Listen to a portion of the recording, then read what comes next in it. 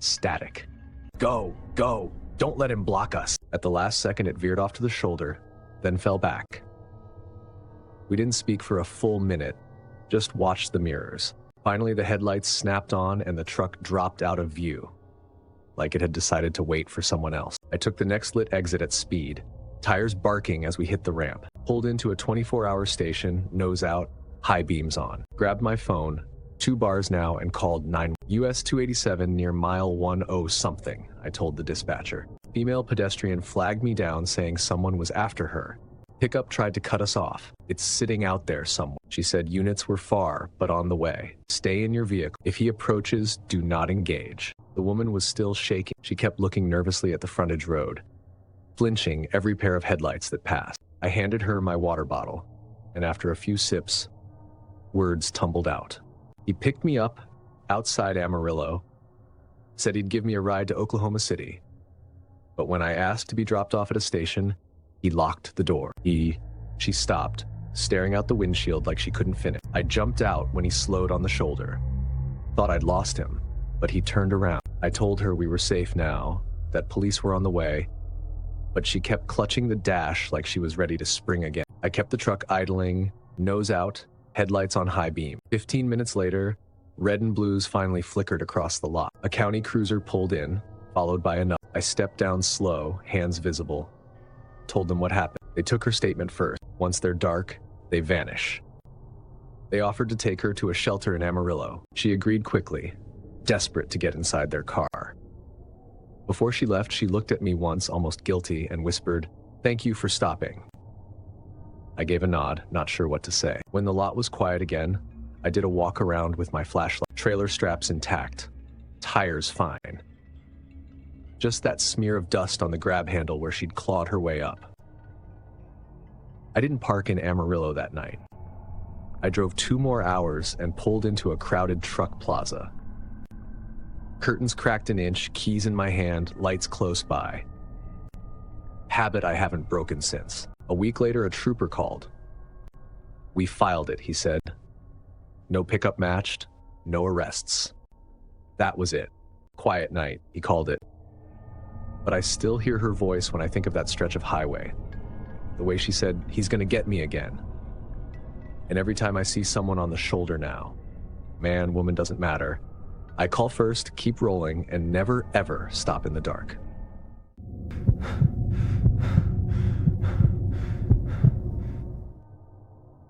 They don't call Highway 50 the loneliest road in America as a joke.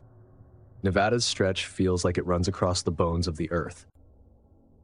2 lanes pinned to emptiness, sagebrush stretching forever, mountains flat against the horizon. I was running it in July 2016, Ely to Fallon. Standard overnight haul. Dry goods, light load, nothing exciting. My ELD was tight, but I figured I'd catnap at the next turnout. The night had that strange desert quiet. No need to announce myself, more than 40 tons already did. I feathered the brakes and swept the roadside with my eyes. Something moved in the sage. Low. Quick. Like heads ducking.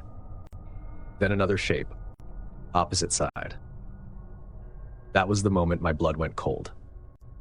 This wasn't a breakdown. It was a trap. Truckers have an unspoken list of rules. One is, don't put yourself nose to nose with a problem someone else arranged, not on an empty highway with no cell bars and no witnesses. You don't step out unless you know what you're stepping in. I had seconds to decide. Shoulder, too steep. Stop and back, recipe for jackknifing into a ditch. Only move left, go through. I dropped a gear, centered up, and laid on the air horn. A long, screaming blast. My bumper met the side of the sedan. The car jerked, tires screaming as it slid sideways. Gravel pinged my undercarriage. Out of the sage, 2 figures shot out, scattering back instead of forward. That told me what I need. They weren't desperate, just opportunistic. The sedan rolled just enough to open me a slip. When the rear trailer cleared, I finally breathed. Road stretched open again. Desert silent as if nothing had happened. I checked the mirror. Sedan sat crooked in the dark. No lights came on. Nothing followed. I kept it at 55, eyes glued to every turnout like they were open mouths waiting to swallow me. The nap I'd planned was gone. I drove on past legal hours until the horizon turned blue. The truck stop outside Fallon looked like heaven. Fluorescents buzzing, Other rigs lined up like guardians. I parked nose out, killed the engine, and my hands just stayed clamped to the wheel. When I finally did my walk around, found a scrape of paint, not mine, streaked low across the bump. Inside, I asked for a landline and called Highway Patrol. Gave them the mile marker and facts. Sedan sideways across lane. Made contact. Saw individuals in brush. Trooper said I wasn't the first to report staged blocks out there. Could be thief. Could be worse, he said. Just a report logged and another warning for the file. I tried to sleep, but every sound in the lot felt like a footstep. When I finally rolled on, the desert looked normal again. That's the part that gets you. How quickly it goes back to looking empty. Innocent, harmless. Even now, when I think back, I don't picture the car as much as the movement in the sage. Human silhouettes ducking down like coyotes hiding from headlights. That's what still crawls under my skin. These days, I don't nap on Highway 50. I stick to lit truck stops, even if it means pushing extra mile. If I see a car sideways across a road again, I already know my plan. Horn and geometry, nothing else. Because that night, I learned something simple and ugly. Some people count on you being better than they are. They expect you to stop. And out there in the dark, being decent is the door they're trying to pry open. I was in my second year of trucking, 25 at the time, and still learning which instincts I could trust. Tulsa, August 2019. I had timed my fuel stop carefully, slipping into that quiet window between the dinner rush and the 2 a.m. bar crowd. Normally, that's when stations are calmest. Swipe card, set nozzle, glove up, restroom, grab an energy drink, back out. Same order every time, because the less you think, the quicker you notice when something isn't right. That night, I parked by the pumps, close enough to the door to cut down my walk. A couple of rigs were parked across the lot, engines droning like background music. I swiped my card, clipped the nozzle, and leaned against the side of my truck, stretching my back. Then I heard a whisper so faint I thought at first it was the hiss of the pumps. "Don't leave me." I turned. A girl was standing at the edge of the pump island. 17 maybe, no coat, no bag, just shorts and a t-shirt. Shoes without socks. Her hair was tied back carelessly, like she had left in a rush. She didn't stumble or slur like someone drunk. She looked clear-eyed, but terrified. "You okay?" When I asked, she looked toward a silver sedan parked near the store. Two men leaned against it. They weren't looking at her. They were staring at me. The girl's shoulders hunched as if she was trying to shrink. "Don't leave me," she whispered again. "Come inside with me," I said quickly. "We'll talk to the clerk." She hesitated. Her feet shifted like she wanted to move, but was waiting for permission. The men by the sedan stayed motionless, and that was what made my stomach tight. They didn't call her back, didn't scold her for talking to me. They just watched, like I was the variable they were measuring. I stepped sideways, keeping my eyes on them, and freed the nozzle. The pump beeped, but I left it running. "Together," I said to her again, firmer this time. She followed me inside. The clerk looked up from his counter. "Call the police," I said, whispering. His eyes darted to the girl, then back to me. Without hesitation, he reached for the phone beneath the counter. "What's the emergency?" he asked. "Possible abduction," I said. "Two men outside. Silver sedan." He repeated the words into the receiver, then added, "Need a unit now." I turned to make sure the girl was with me, but she wasn't. "Miss?" I called as I checked the aisles. No bathroom door swinging, no freezer open. She was just gone. The clerk swore under his breath, still on the line with dispatch. "She came in with a trucker. Now she's gone. Two males outside by a sedan. No plate visible." She had vanished as suddenly as she appeared. The men outside hadn't moved toward the store, careful not to press too close. 90 seconds crawled by. Then, red and blue lights swept across the lot. The sedan rolled away like nothing had happened. The officers listened to my account, then replayed the security footage. The girl's figure appeared on screen, small and blurred. The men were just shadows by the sedan. No plate could be read. No missing person report matched her description. "You did the right thing," the older officer told me. "Bring people inside, keep them in camera view, involve staff. Don't isolate." I nodded, but my mind was stuck on her whisper. "Don't leave me." I moved my rig closer to other drivers. I didn't leave right away. I sat with the engine idling, replaying every detail. Should I have grabbed her arm? Should I have dragged her further inside? Or was that exactly what those men wanted? To make me step out into the lot alone? I kept checking news sites afterward, waiting to see if a missing girl was reported. Nothing ever came up. Maybe she was bait, maybe she was genuinely begging for help, maybe she was both. Since that night, I radio for another trucker when I stop after midnight. I started trucking in my 20s, when I was still full of that restless energy and thought driving across the country sounded more like an adventure than a job. I just finished a long haul eastbound and was dead tired. The kind of tired where even strong coffee feels like water. Near Flagstaff, there's this rest area I'd pulled into a few times before. Still, it was a place to stop, set the brakes, and catch a few hours in the sleeper. The van reversed fast, but I was already halfway to the exit. I hit the horn again, long and punishing, and kept my eyes locked on the road. Every muscle in my body was wound tight, waiting for a gunshot or the slam of metal into my rear. But it never came. By the time I hit the merge, my rig was thundering at 60, and the rest area lights were fading in the mirror. I didn't stop. I called 911 on Bluetooth as I merged, voice shaking even though I tried to keep it level. The dispatcher listened, asked for my location, and told me to keep moving until I reached a well-lit truck stop. There wasn't a unit nearby, she said. Just keep going. Easy for her to say. My hands were locked on the wheel, eyes flicking between the mirrors and the black stretch of highway ahead. Every pair of headlights in the distance made my stomach clench. I couldn't shake the image of those two crouched figures at my step. I drove 70 miles before I finally pulled into a busy truck plaza. Lights bright as daylight and cameras on every pump. Only then did I kill the engine and sit back, shaking so hard I couldn't unclench my jaw. The police showed up about 40 minutes later. They told me I did the right thing by leaving fast and loud.